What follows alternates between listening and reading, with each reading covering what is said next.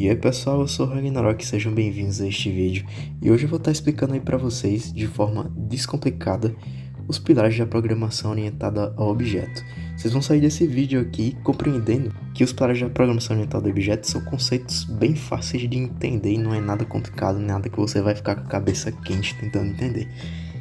Então, para começar, os 4 pilares da programação orientada a objeto são abstração, encapsulamento, polimorfismo e herança. Basicamente esses são os 4 pilares. Vou começar aqui explicando o encapsulamento, vou deixar a abstração por último, vou explicar depois o porquê disso. Então vamos explicar agora o encapsulamento. O que seria encapsulamento? Vamos ver agora o conceito formal de encapsulamento. Encapsulamento basicamente é a técnica que faz com que os detalhes internos do funcionamento dos métodos de uma classe permaneçam ocultos para o objeto. Basicamente o encapsulamento ele vai proteger o seu código de você mesmo. Aí você deve estar se perguntando, como assim? Indo para um exemplo prático, para que a gente possa exemplificar melhor, vamos imaginar aí 2 carros. Os 2 são da mesma marca e os 2 compartilham o mesmo motor. Se a gente parar para pensar, o motor do carro é como se fosse uma cápsula. Ali está todas as peças e a gente não tem acesso direto a isso, porque se a gente quiser mexer em alguma coisa ali, a gente vai precisar do mecânico. A não ser que você queira explodir o carro e você pode meter a mão sozinho. Então, trazendo isso para programação orientada a objeto, o mecânico seria como os métodos modificadores e os métodos acessores. E o código encapsulado ele é mais fácil de ser reutilizado em outros projetos e também diminui muito a chance de possíveis erros. Esse código que está aparecendo aí na tela agora para vocês, como vocês podem ver, é um bom exemplo de código encapsulado. A gente pode ver todos os atributos estão privados e cada atributo vai ter um método get e vai ter um método set, que seria o método acessor e o método modificador. Naquele exemplo que a gente deu do carro, seria como se esses atributos aqui eles fossem as peças do motor do carro. E o método get e o método set seria basicamente o mecânico fazendo o papel dele. Como eu disse anteriormente, cada atributo vai ter o método get e o método set. Como vocês podem ver, todos os atributos têm os 2 métodos.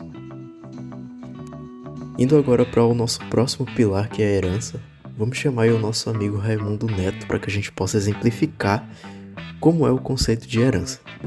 Raimundo Neto, tu mexe, tu vai levar choque, rapaz. Sai daí, tu vai levar um choque. Agora vamos imaginar que Raimundo Neto ele é um gato cinza que tem olhos verdes. E um belo dia, ele resolve ter um filho.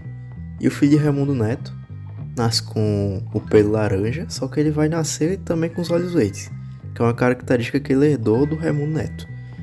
E basicamente, herança é isso. São características que uma classe herda de outra, ou atributos, se você preferir, e também métodos.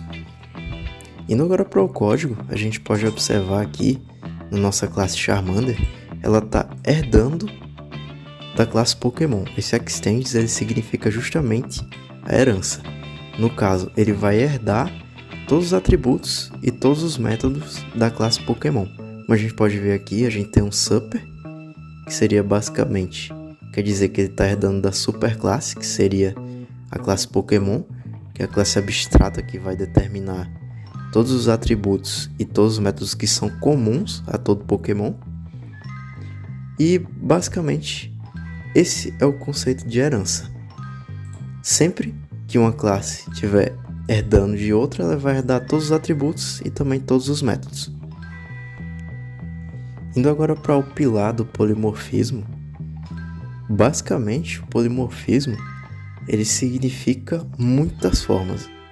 E como seria isso? A gente indo aqui no nosso código novamente, na classe Pokémon, a gente pode observar que a gente vai ter os métodos. A gente tem um método atacar.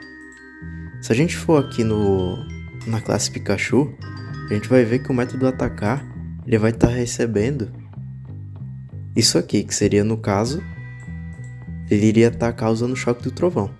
Agora se a gente for na classe Charmander, ele já vai atacar usando lança-chamas. Isso basicamente é o polimorfismo. É quando um método ele pode se comportar de maneiras diferentes, porém ele ainda é o mesmo método.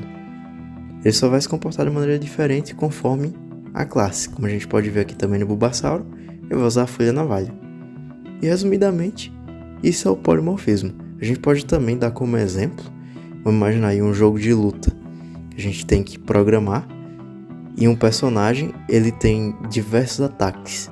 Basicamente, o método atacar para ele vai mudar conforme necessário.